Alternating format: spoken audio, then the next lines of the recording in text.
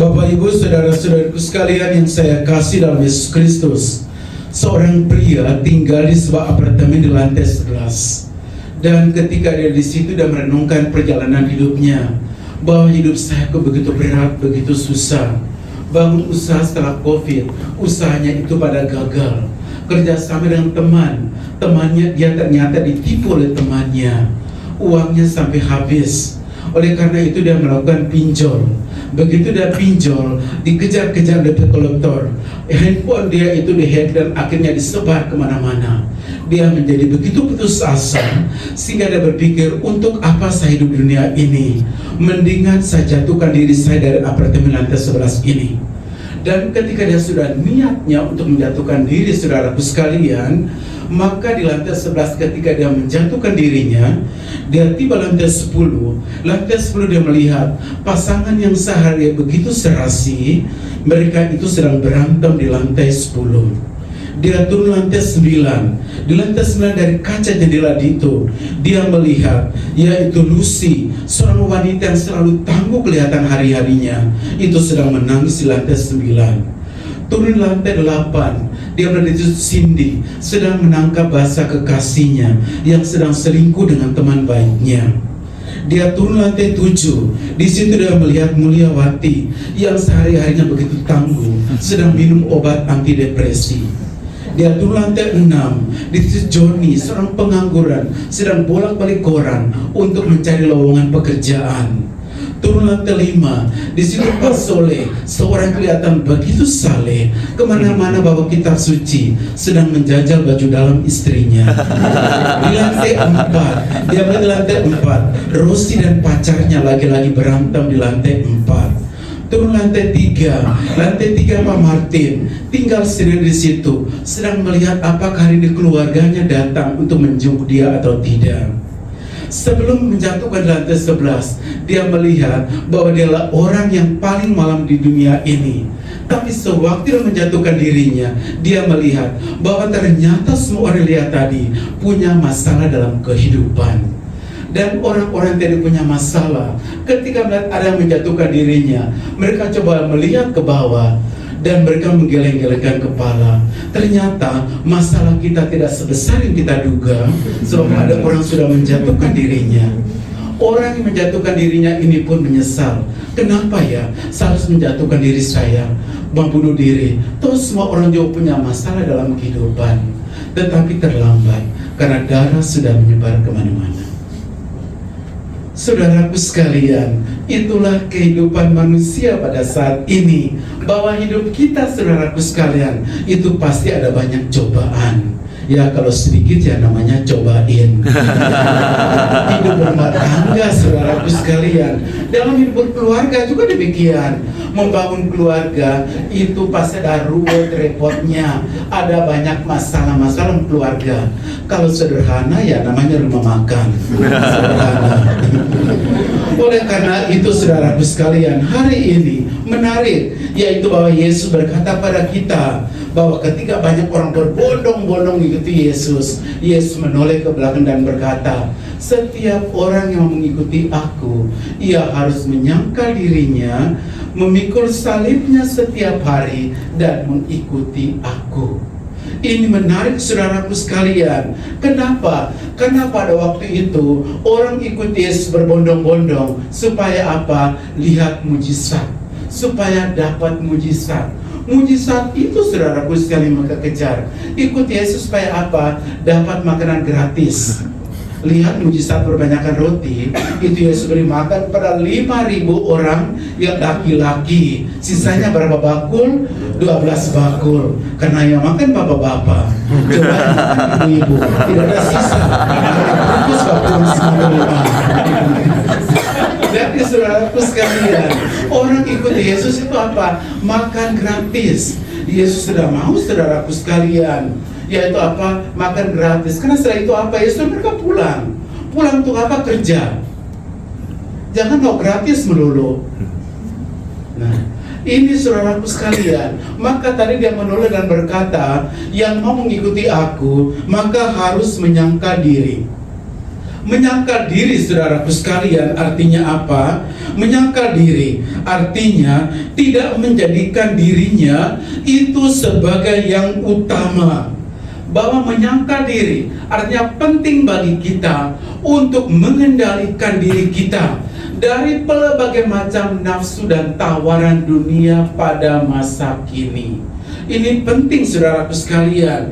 Kenapa? Karena dorongan-dorongan dunia, tawaran dunia pada saat ini membuat kita jadi bingung. Ini kita butuh ataukah ini hanya kita ingin? Needs dan wants dalam kehidupan kita itu seringkali berpengaruh bagi kita. Ini karena kita needs atau ini hanya sekedar wants? Seringkali kebanyakan itu karena wants. Saya kalau orang pergi jalan ke luar negeri, begitu masuk ke dalam bus, tadi kita pergi belanja itu tas-tas ya, ketemu tas bermerek. Begitu masuk bus kita mau jalan, sampai berkata, lu beli tas tadi di mana? Iya tadi sana. Kok tadi saya tidak lihat ya? Ini apa calon mantu saya mau lo beli tas itu. Turun lagi pembeli, hanya ngelihat orang tadi beli. Tidak mau kalah. Nah, ini saudaraku sekalian, maka menyangkal diri artinya bahwa bagaimana kita itu bisa menjadikan diri kita ini dijauhkan dari pengaruh-pengaruh dunia seperti itu. Yang kedua, saudaraku sekalian, yaitu memikul salib. Ya, mengikuti Yesus itu tidak semuanya baik-baik saja. Kita diajak memikul salib. Kenapa? Karena salib adalah jembatan yang membawa kita menuju ke surga. Pernah ada 3 orang disuruh Yesus pikul salib, karena memang Yesus tunggu mereka di sebuah penyeberangan di sebelah jurang. Dia tunggu di seberangnya. Mereka 3 lagi pikul salib. Dalam perjalanan si C itu mengeluh, kenapa ya salib ini begitu berat? Dia jalan sambil mengeluh. Si A dan si B diam saja. Dalam perjalanan mereka melihat ada sebuah gergaji. Si C lalu berkata, ini ada gergaji, mari kita gergaji salib ini. Kenapa salib ini begitu berat? Si A dan si B melihat itu, tapi mereka tidak melakukan apa-apa. Si C gergaji salibnya sehingga menjadi lebih ringan. Dia sampai di tempat di mana Yesus menanti itu lebih dulu. Dia menanti 2 temannya, tapi mereka bingung bagaimana bertemu Yesus sebelah. Suara hati mereka berkata, letakkan salib itu menjadi jembatan supaya kamu bisa menyeberang. Si C letakkan salibnya, begitu letakkan tidak pas karena dia sudah gergaji tadi. Lalu si A dan si B meletakkan salib mereka, begitu dia letakkan pas untuk menyeberang. Mereka lalu bertemu dengan Tuhan. Si C lalu akhirnya mau menyeberang dengan salib temannya tersebut, tapi begitu dia menginjak salib tersebut, salib itu pun hilang. Amin. Jadi salib adalah jembatan bagi kita untuk bertemu dengan Tuhan. Maka di situ Yesus mengatakan pada kita, ikut Dia. Berarti hidup kita ini kuat untuk memanggul salib. Penderitaan, tantangan, kesulitan itu adalah bagian dalam perjalanan kehidupan kita. Amin. Yang berikut, saudaraku sekalian, yaitu mengikuti Yesus. Ya, menjadi seorang pengikut Yesus. Ikut Yesus artinya apa? Yesus jalan di depan dan kita ikut dari belakang. Waktu Yesus mengatakan kepada para murid, yaitu bahwa dia menderita sengsara, Petrus tarik Yesus ke belakang. Dia tarik ke samping. Kenapa? Karena Petrus tidak mau penderitaan.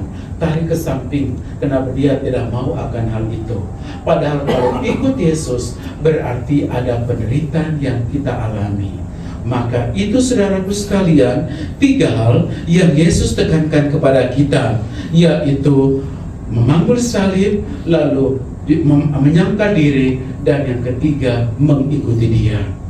Dan pada bagian terakhir, saudaraku sekalian, Yesus berkata, yaitu bahwa kalau seorang malu karena aku dan karena perkataanku di tengah angkatan-angkatan ini yang tidak setia dan berdosa ini, maka Anak Manusia pun akan malu karena orang itu apabila ia datang kelak dalam kemuliaan Bapanya.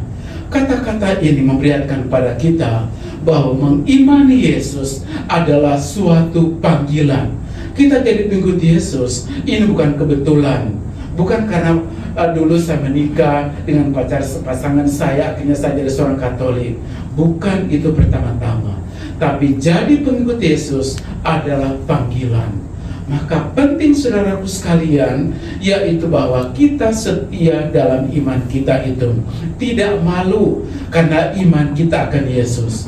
Jadi orang Katolik itu banyak orang luar suka tanya-tanya, ya, dia lihat kan pakai salib, Yesus tetap aja disalib tergantung, tidak pernah ada bangkit-bangkitnya, tetap aja disalib seperti ini. Belum lagi yang berkata, kenapa sih kamu hormati Bunda Maria? Begitu banyak pertanyaan, ya. Di situ kita kuat, mana penting, ya. Itu iman kita. Orang tidak suka dengan apa yang menjadi kita imani, tapi kita lihat bahwa kekatolikan kita bertahan hingga pada saat ini. Amin. Maka kita harus kuat, kita berbangga dengan pilihan kita sebagai seorang Katolik. Nah, saudara sekalian, marilah kita meneruskan perintah Ekaristi dan kita mohon kepada Tuhan agar hari ini kita dikuatkan, diteguhkan sehingga mampu untuk menyangkal diri, memikul salib dan mengikuti Yesus di tengah kehidupan kita pada saat ini. Tuhan memberkati. Amin.